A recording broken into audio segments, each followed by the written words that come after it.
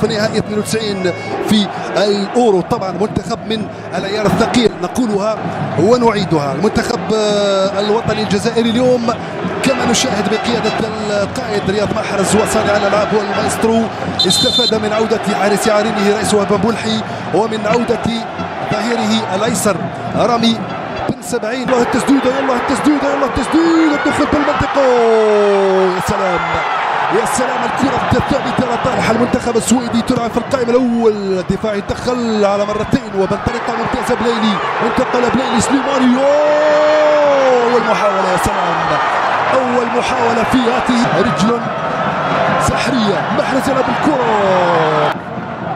يملك نوع من الأفضلية في هذه اللحظات. الكرة هنا مباشرة رجعها من هناك. يفضل الاستناد والاعتماد على التلويدية الثانية للمنتخبين في تاريخ الفيفا الخاص بشهر نوفمبر شية انطلاق المونديال كما ذكرت. من هناك ينقل ويغير الجناح يصل إلى بلالي بطريقة ممتازة. انطلق محرز انطلق باللاعبين الثالث مرة التمرير 1-2 البحث عن التوزيعة يتمكن من توزيع التقدم بالكرة والبحث عن التوزيع ممتازة. دفاع بحث عن الارباك. يلا ننتظروا حلول الاطراف. بسم الله ما شاء الله سواء في الميلان استقبال رائع. الاخرى بين الدوري الاوروبي وكاس الملك. هنا الانطلاقه هنا اللعبه الكره ثابته. الحكم يقول ما فيش مخالفه. الحكم يقول العب وما فيش مخالفه على يوسف. ترجع بن ناصر مرتين اللي بن طالب لاندولف ينقلها مباشره الى اوغستنسن ولكن كانت متوقعه طبعا. قدم بالكرة رامي يبحث ينتظر طلب الكرة لمحرز ولكن طويلة. الكرة في الوسط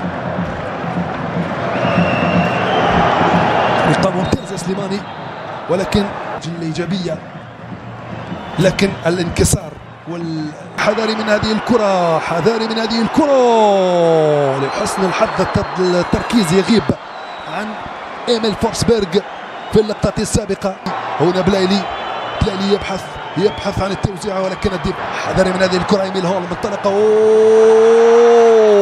يا سلام ممتاز رايس. ردة فعل رائعة ردة فعل جميلة جدا. هنا الكرة تلعب مباشرة من هناك في الجانب الأيسر.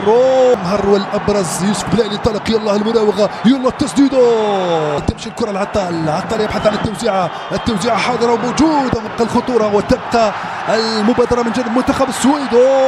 على مرتين يا سلام على مرتين. عيسى ماندي يتمكن من إخراج هذه الكرة. نشاهد الشباك تهتز للمرة الأولى. وفي لتقاليدك يا مبولحي ليك يا مبولحي ليك منذ 2014 تلعب الكرة مباشرة من هناك لأرسن ولكن موجود أحمد طوبة. رامي بن 70 خطأ حكم المباراة. جديد إلى أوغستنسن. التوزيعة موجودة. جوستافسون الدخول بالكرة.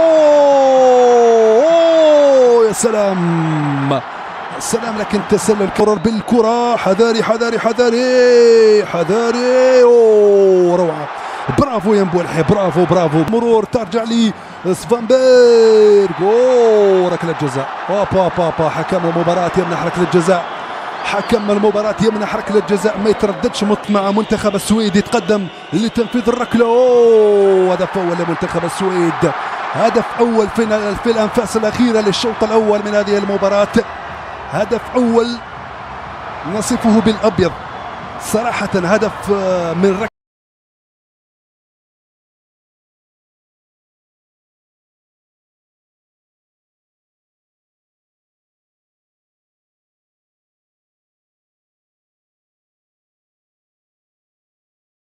سألت كتير جدا ازاي نعرف الفرخة اللي هي بتبيض او اللي على وش بيض او اللي هي بدأت تبيض. ده كله بتعرفيه بحاجة سهلة جدا. اولا بتلاقي الفرخة تقلت معاكي في الوزن بتاعها ما شاء الله. وتلاقي الفرخة عرفها بدأ ان هو يحمر بسيط.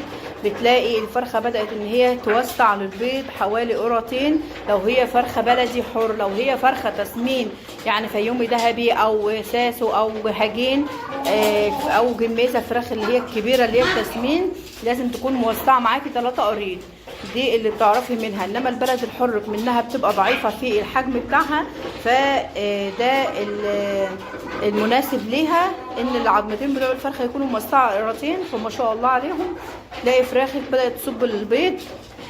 هنا هتلاقوا فراخ عرفها كبير، دي بتبيض معايا من زمان، وفراخ لسه على وش بيض اهي هتلاقوا عرفها صغير.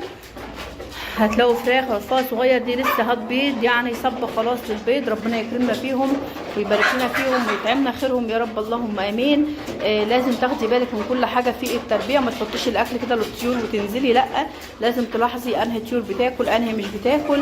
لازم تلاحظي فراخك بتنشف في الحجم ولا بتزيد. طبعا معروف يا جماعه ان الفراخ البلدي الحر ما شاء الله عليها بيكون وزنها مش عالي، بس بتنتج بيض كتير جدا جدا، وهو ده المطلوب، وهو ده اللي احنا بندور عليه. وزنها الفراخ الحر يوم ما بتصب للبيض بتلاقي وزن البربره كيلو 300 جرام، كيلو 350